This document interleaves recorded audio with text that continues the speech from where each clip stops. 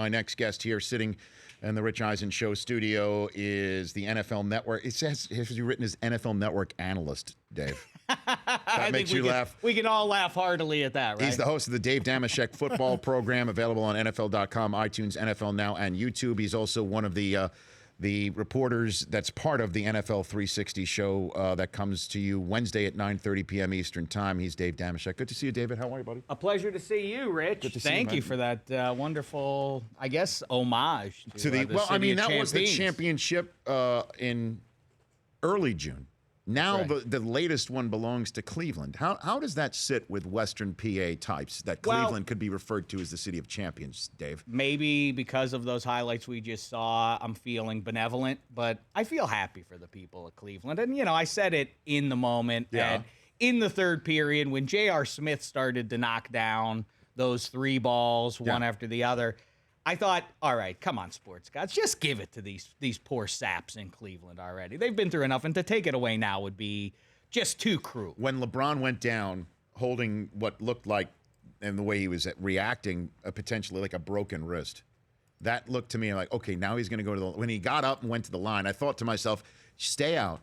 Go get somebody who was – because they'd have to go with somebody on the floor, right? They'd have to go with whoever's on the floor. Maybe you give Kyrie those two shots. Yeah, I wonder with an injury if you could yank I think the somebody from opposing bench, team gets to choose. The opposing team gets to choose. So they would have chosen Tristan Thompson if he was on the floor. Anyway, bottom line is then he gets there and he misses the first. And I thought to myself, oh, my gosh. Can you imagine?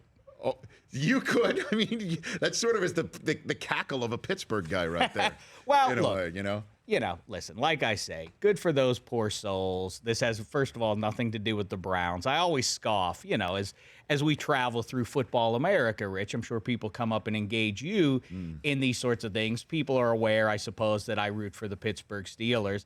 And people will come up to me and say, like, oh, you and I don't get along. And I say, why is that? And they say, because I'm from Cleveland. And then I give them that snarky laugh again. Like Don Draper said to the junior ad man in the elevator once, no, I don't think about you at all. You're not my rival. We're hardly rivals. We whip you every time we ever play any game of significance. Well, Big Ben helps on that, too. That's right. Yeah, he rarely loses. And you whip him with a guy who's from their home state. From Ohio. Which really just digs it in a little bit more. And the Emperor Chaz Noel. Double whammy for the people of Ohio. My question is this, though. The state of Ohio. Yes. It's got to be awfully ironic and frustrating for those people to be, Canton's there and Pittsburgh is right there across the border. And there's Cleveland, and you couldn't be further apart in terms of football deeds, Right. It's got to be awfully frustrating. But the state of Ohio has really nothing going for it until now. Now LeBron has given them something to make them relevant. But in the 19th century, the only reason they ever had any commerce was the mighty Ohio River that ran through their state. Fine, except for the fact that where does that river form? It forms when the Allegheny and Monongahela converge on the banks of the three rivers of Pittsburgh, PA. That river shouldn't be named Ohio. That's our river. It should be the Lemieux River. It should be or the Mean Joe River, something like that. The Bubby River.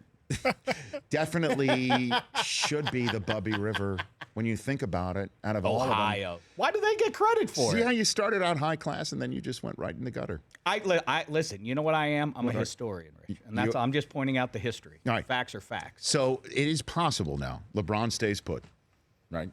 And now Cleveland can be now known as a city of champions, plural, for championships. The Browns, though. The Browns, do you feel there could possibly be some sort of cascading? We've got the Indians already over 500. No, I just want to make sure I get that. No, I don't think so. No. I don't think there's any connection there, Rich. There's no cascading whatsoever. Well, there could be some sort of I know. We're having our fun with it at least, but this could be a possibility, right? That RG3, redemption, Hugh Jackson, not this year, but something gets built. No.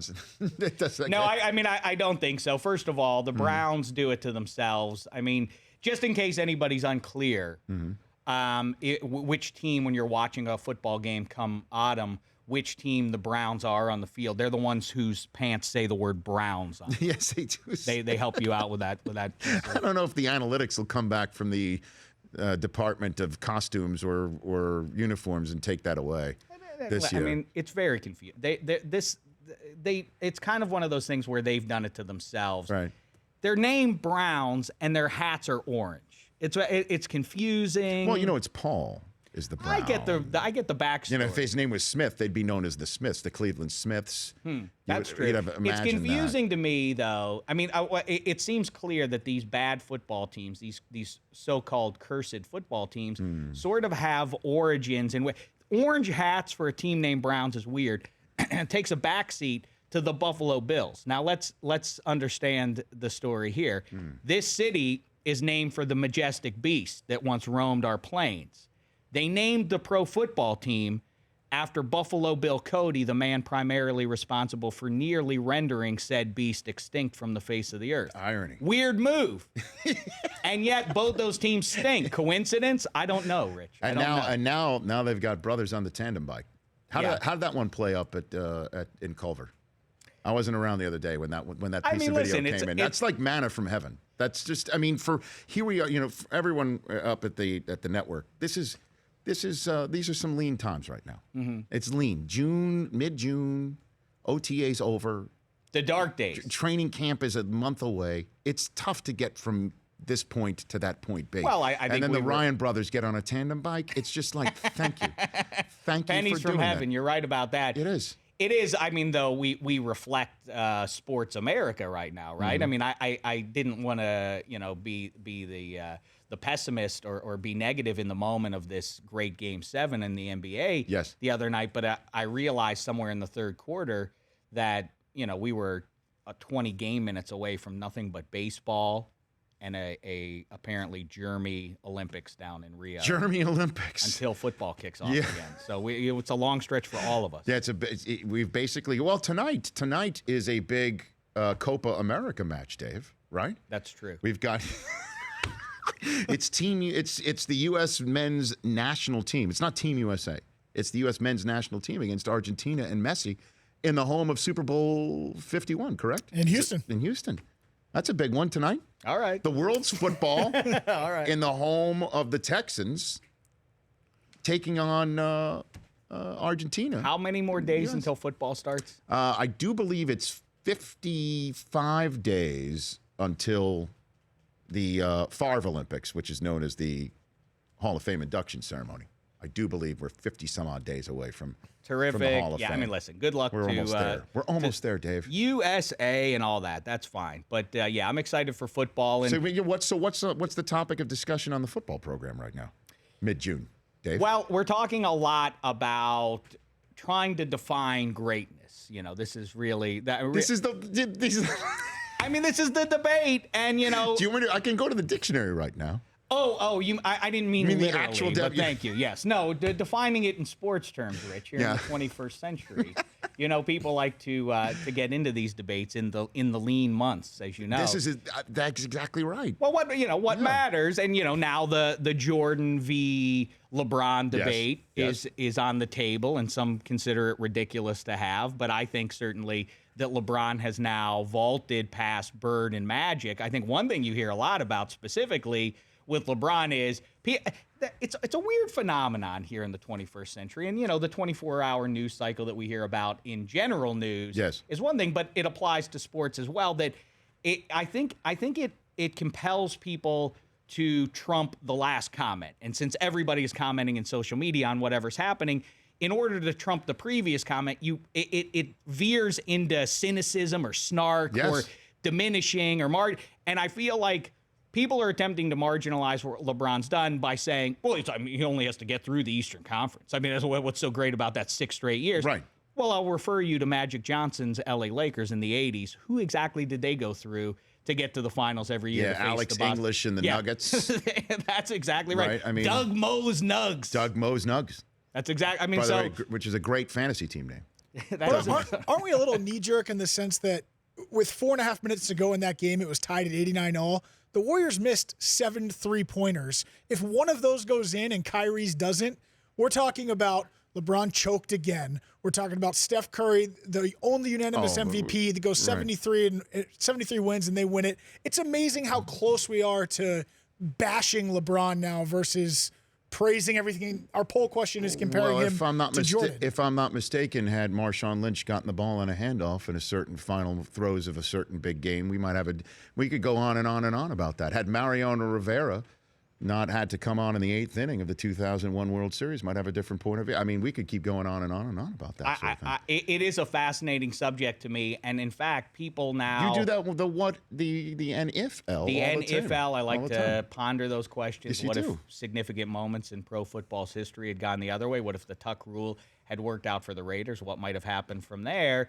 I like talking about right now. It's funny to me that there's emerged now a cynical group that responds to people like me who say, well, hey, clutch matters, and ergo success in the postseason matters when you're evaluating who the best of all time is. There are a lot of people out there who say, you can't just count rings. Oh, chortle. But of course it does matter so long as football and all the other professional sports play until someone holds up a trophy. I think that is the essence of why they're playing the season.